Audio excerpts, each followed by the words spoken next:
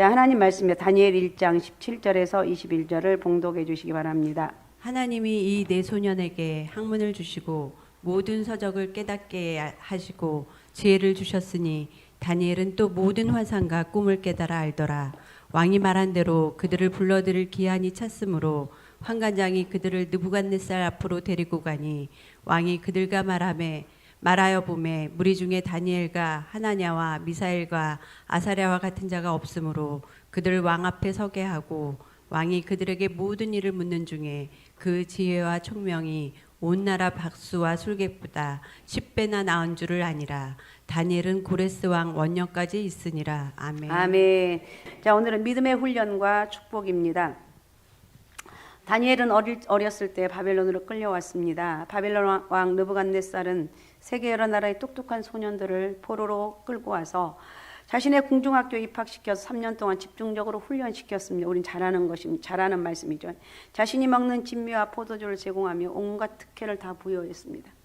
이렇게 특혜를 준 이유는 그들을 훈련시켜서 자기 사람으로 충성하도록 만들기 위해서였습니다. 다른 포로들은 왕의 진미를 항공합니다. 만만 감사합니다. 이렇게 하면 넙죽넙죽 잘도 받아 먹었습니다. 그런데 유독 다니엘과 세 친구만은 기름진 음식을 먹을 수 없다고 말했는데, 왜 그들이 기름진 음식을 거부한 이유가 무엇입니까? 그 이유는 하나님에 대한 신앙의 절개를 지키기 위해서 우상에게 바쳐진 왕의 진미와 포도주로 자신을 더럽히지 않겠다고 하나님 앞에서 뜻을 정했기 때문이에요. 그래서 그는 궁중학교 총책임자 환관장을 찾아가서 자신들의 뜻을 전합니다. 왕의 음식으로 자신을 더럽히지 않겠다고 합니다. 왕의 음식을 더럽혔다고 말하다니 얼마나 왕을 무시하는 말입니까?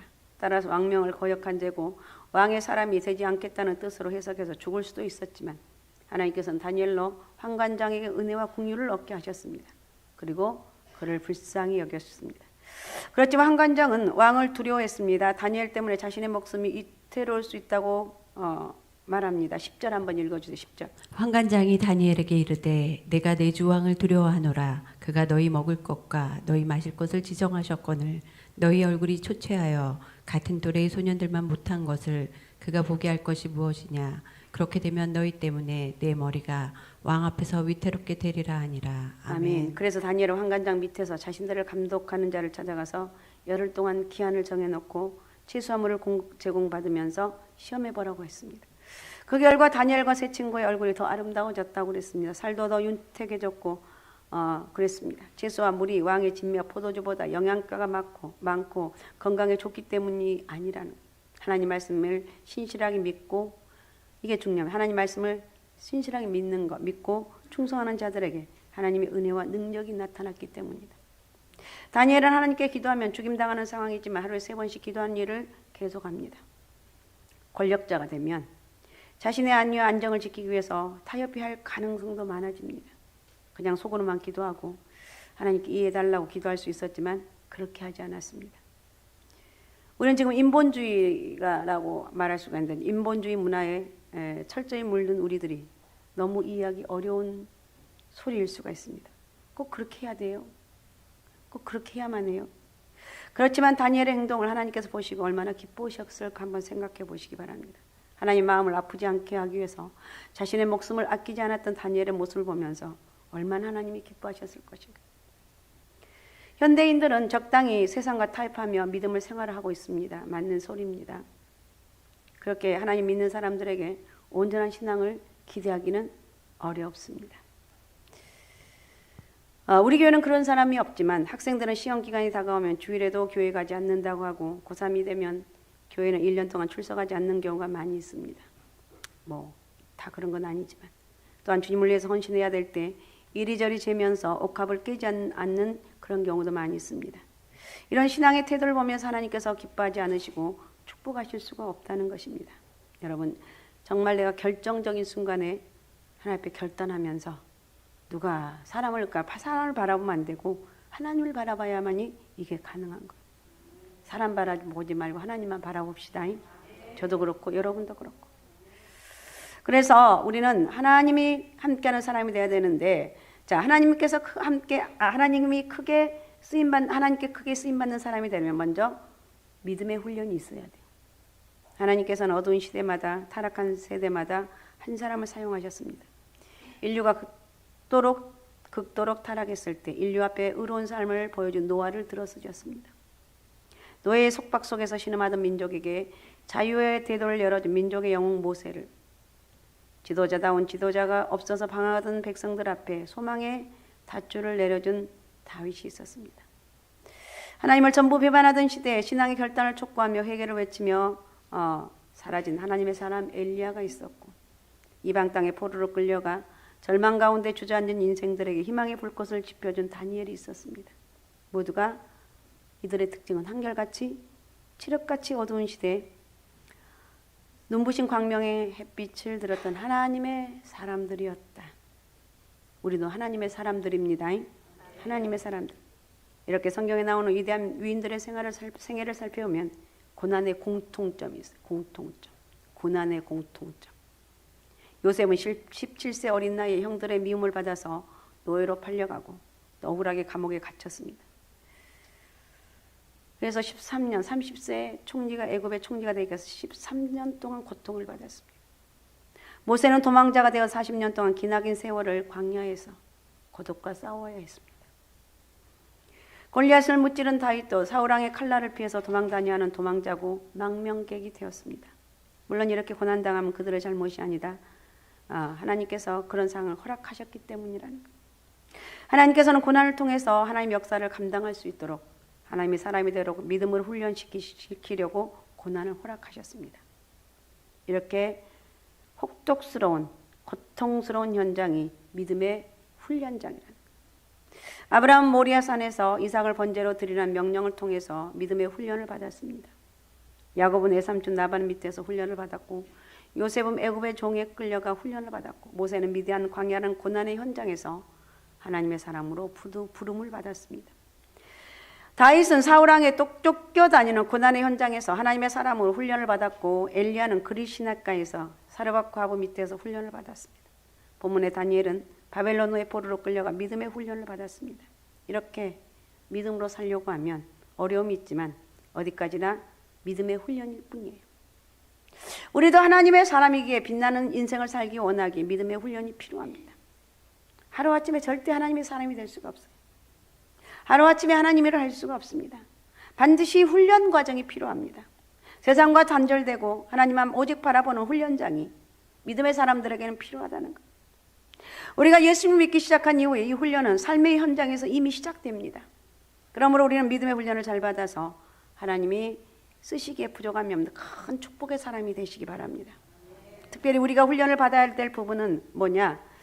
다른 것도 다 할 수가 있지만 정직입니다. 정직. 다니엘은 정직했습니다. 하나님께 기도하면 죽임을 당하는 상황에서도 다니엘은 하루에 3번씩 하나님께 기도하는 일들, 그 일을 그치지 않았습니다. 그냥 속으로만 기도하고 하나님께 이해해달라고. 하나님, 제가 지금 죽을 지경에 있는데 이해해 주실 수 있죠? 그죠? 할 수 있죠? 이해해달라고 기도할 수가 있었지만 그렇게 하지 않았습니다. 우리 사회의 거짓말이 얼마나 팽배해 있는지 모릅니다. 특히 우리 사회의 가장 큰 맹점은 지도층이 정직하지 않다는 데 있습니다. 청문회를 보면 아주 정직이 상실되었습니다. 그렇게 똑똑한 사람들이 갑자기 바보가 됩니다. 그래서 무엇을 물어보면 모르겠는데요, 생각이 안 나는데요, 이렇게 얘기합니다. 다윗은 성경에 무려 800회나 등장하는 성경의 평을 받는 인물인데 그를 가리켜 하나님의 마음이 합한 자라고 말하고 있는데 사도행전 13장 22절을 읽어주시기 바랍니다. 패하시고 다윗을 왕으로 세우시고 증언하여 이르시되 내가 이새의 아들 다윗을 만나니 내 마음에 맞는 사람이라 내 뜻을 다 이루리라 하시더니 아멘. 얼마나 하나님이 기분이 좋았으면 내가 이새의 아들 다윗을 만나니까 내 마음에 맞는 사람이다. 얼마나 멋있어. 내가 진아를 만나니까 내 마음에 맞는 사람. 제가 앞에가 있어서 얘기하는 거예요. 진아가 좋아서 그런 게 아니라 앞에가 있어. 내가 진아를 만나니 내 마음에 맞는 사람이다. 내 뜻을 다 이룰 것이다. 이렇게 하나님은 다윗에 대해서 하나님께서 언급하신 말씀 가운데 어떤 말을 많이 했냐면 다윗은 정직했다. 이런 말이 많이 나와요. 다윗은 정직한 자였고 하나님께서 정직한 그를 사랑하셨습니다. 왜 그런지 아십니까? 하나님께서는 정직하시기 때문에. 다윗은 죄를 많이 지었습니다. 다윗은 말짱하게 남편이나 아내를 빼앗아 간음죄를 저지르고 또 죄를 감추기 위해 살인죄를 저질렀던 악질적인 죄인이에요. 나쁜 놈이에요, 한마디로. 그러나 그는 정직한 죄인이었습니다. 여러분 절대 이런 것들은 죄를 지으면 안 돼요. 나단 선지자가 가서 바로 당신이 도둑놈이요 이렇게 했을 때 그 자리에서 무릎 꿇고 회개합니다. 다윗의 위대성이 여기에 있으면 그는 전혀 변명이 없습니다. 그는 환경 탓을 늘어놓지도 놓거나 구참 변명을 하지 않았습니다. 왕이기 때문에 저놈 죽일 놈 당장 갖다 사형을 시켜라. 그래도 이 당시에 이 왕의 권위는 대단한 거. 그러니까 말로 하면 하나님의 권위랑 똑같아요. 이 세상에서. 그런데 내가 죄를 범했습니다. 이렇게 고백합니다. 만약에 이런 것을 보면 이렇게 말할 수 있잖아요. 하나님 백주 대낮에 목욕하는 여자를 보고 넘어가지 않는 남자가 어디 있습니까? 이렇게 말할 수도 있어요. 누구 때문이라고 변명하지 않았어. 곧장 제가 잘못했습니다. 제가 죄인입니다. 이렇게 하면서 무릎을 꿇었습니다. 예수를 믿는 사람들은 죄인임을 고백하는데 변명이나 핑계가 없어야 돼요. 내가 죄인입니다. 여러 가지 하고 싶은 말이 많이 있지만 내가 그랬습니다. 정직히 하나님께서 불쌍히 보시고 정직하기만 하면 하나님의 능력이 떠나지 않는다는 것. 잠시 비틀거리고 넘어진다 할지라도 반드시 하나님의 놀라운 능력이 그에게 임해서 치유하시고 회복시키시고 놀라운 도구로 쓰인다는 것. 우리는 어떻습니까? 매우 치사한 죄인들. 이 사람 저 사람 걸고 넘어지고 물귀신 작전이고 그러니까 정직하는 건 쉽지가 않아요. 왜냐하면 정직하면 고난이 따르기 때문입니다. 폴리갑이라는 순교자 우리 잘 알죠. 요한의 제자로 예수 믿는 사람들을 따랐죠. 믿지 않는 사람들도 굉장히 존경하고 따랐습니다. 폴리갑이 예수를 믿는 이후로 순교하게 되었을 때 믿지 않는 지방 총독이 그를 생각해 당신이 그리스도를 욕하면 내가 너를 석방하겠다고 했습니다. 그때 폴리갑은 이렇게 말합니다. 85년 동안 나는 그의 종이었어. 그동안 그분은 나에게 아무런 잘못하지 않으셨는데 내가 어떻게 나를 구원하신 왕을 모독할 수 있겠는가? 이렇게 대답하고 순교를 당했습니다.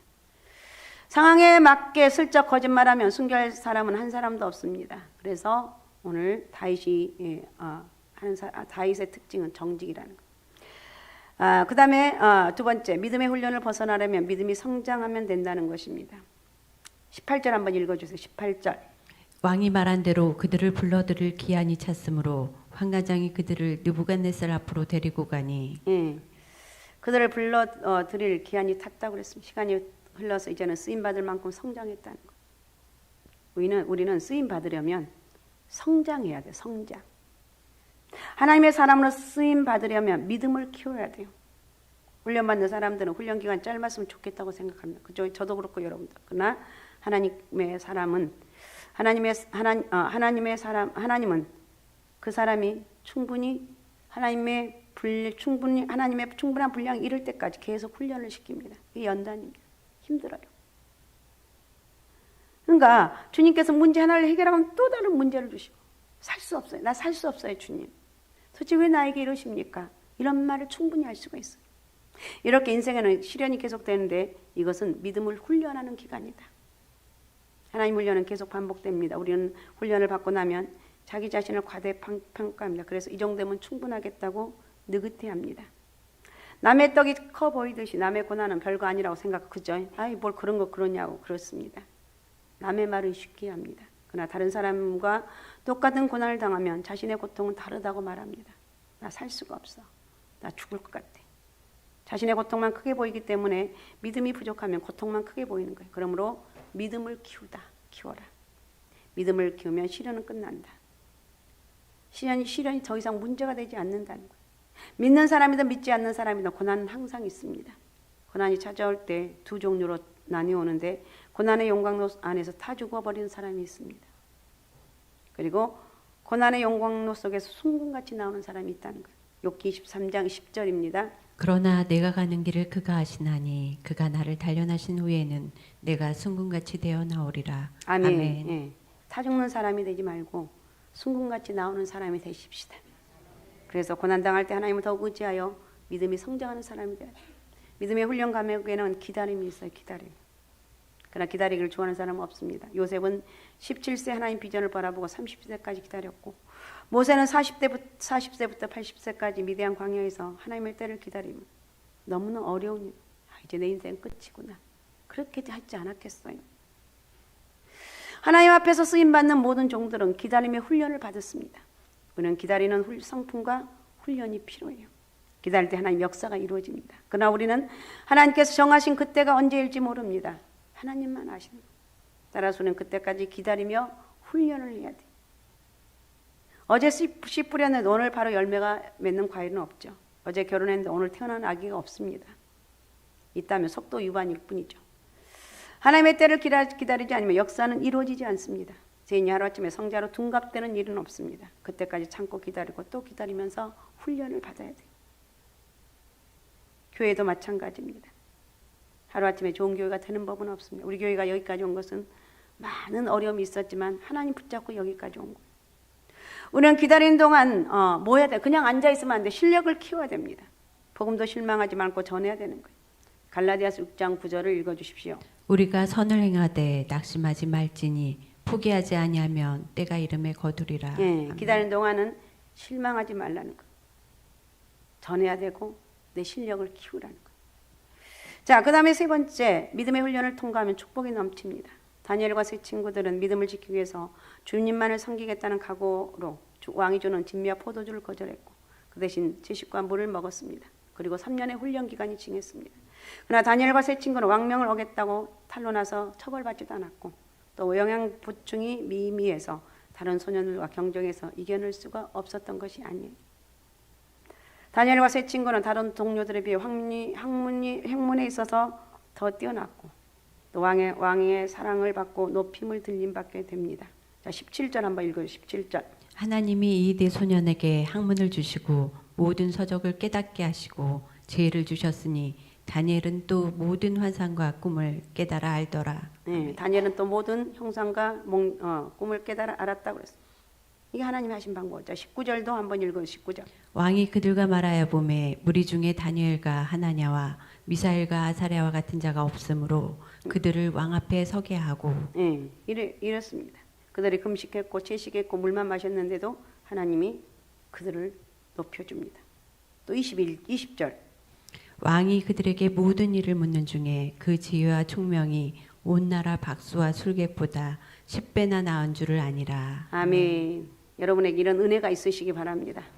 하나님이 10배나 세상 사람보다 더 뛰어난 하나님의 사람으로 그러니까 여러분 다시 한번 하나님 방법으로 살아야 되겠구나.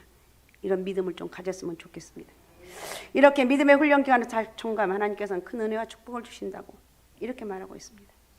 하나님께서는 신앙을 지키기 위해서 뜻을 정했던 다니엘을 하나님께 놀랍게 복을 주셨습니다.